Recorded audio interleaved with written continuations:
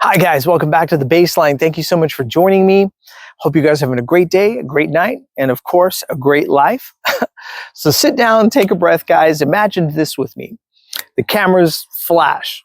A president talks about freedom abroad, but the oil tankers tell a completely different story. Every time America says it's spreading democracy, somebody's refinery starts burning. And the pattern is so consistent, you can time it into the price of crude.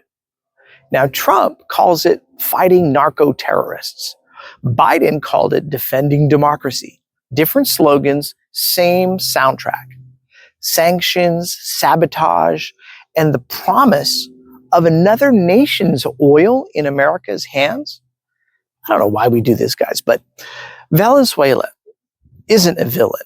It's a mirror. It shows what happens when a country sitting on the world's largest oil reserve decides just once to keep its resources for itself. And the official line, we're protecting human rights. But the real story is we're protecting supply chains. So pause on that, because in 2019, Washington tried to replace Venezuela's democratically elected government with a hand-picked interim president. And 5 years later, it's deja vu all over again. New faces, same mission. Starve the economy, pressure the people, wait for collapse, then say, see, socialism failed. It's like watching an arsonist blame the ashes for being flammable. And here's the twist. This isn't just a Republican thing. Every administration, red or blue, talks peace, funds proxy wars, and signs billion-dollar defense contractors or contracts. The empire doesn't change parties, it changes logos.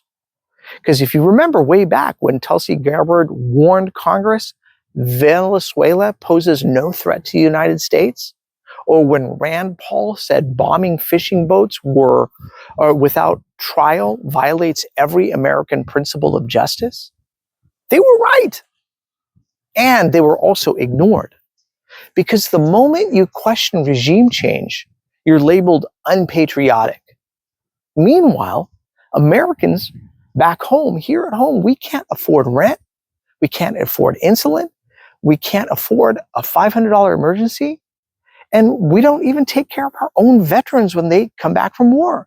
But somehow Washington finds $40 billion for Argentina, $100 billion for Ukraine, and another blank check for weapons we can't even audit. It's like watching a magician pull a rabbit from your wallet and then charge you admission for it. Every empire tells itself the same bedtime story, that it's the hero rescuing the world from chaos. But behind the curtain, it's rescuing markets from independence. The Cold War ended, yeah, but the contracts didn't. The Pentagon failed 5 audits in a row, and the CEOs still got richer. And the public, distracted by red versus blue, that whole theater, while the same lobbyists write both scripts at the same time. Look closely, guys. Every enemy that the United States declares happens to sit on something valuable. Iraq, oil. Libya, oil. Afghanistan, minerals. Venezuela, oil and lithium. And if that's coincidence, then Wall Street is a charity fund. And yet, when the blowback hits, migration, inflation, debt, we're told it's the other party's fault, the other's fault. And that's the genius of the two-faced system. You blame each other while they bank the spoils. It's the political version of good cop, bad cop. One party apologizes for the empire, the other brags about it. Either way, the empire wins. Even Trump said the quiet part out loud. We would have taken Venezuela's oil. He said that. And the crowd cheered as if looting was some weird form of patriotism. And that line wasn't a gaffe.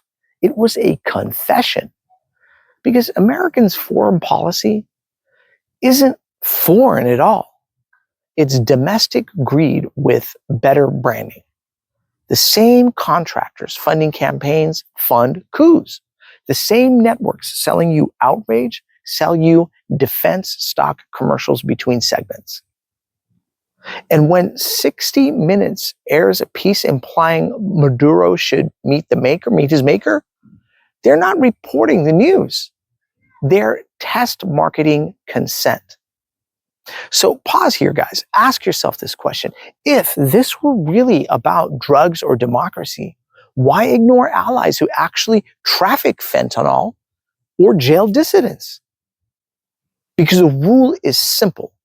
If you sell your oil in dollars, you're stable. If you don't, you're a dictator. And that's why this story matters.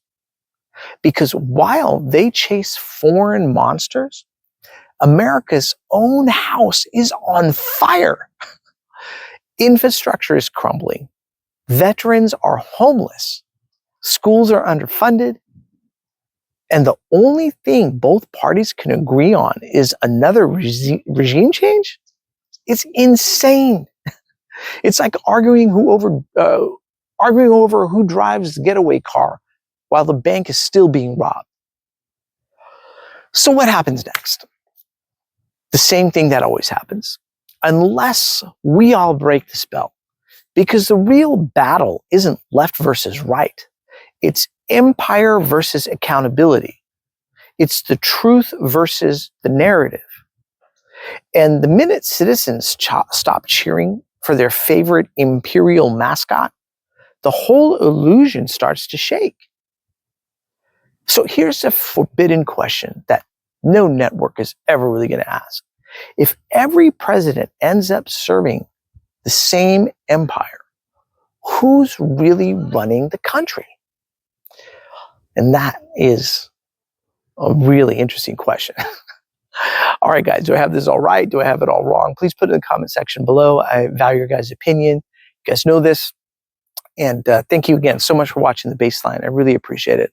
All right, cheers, everybody.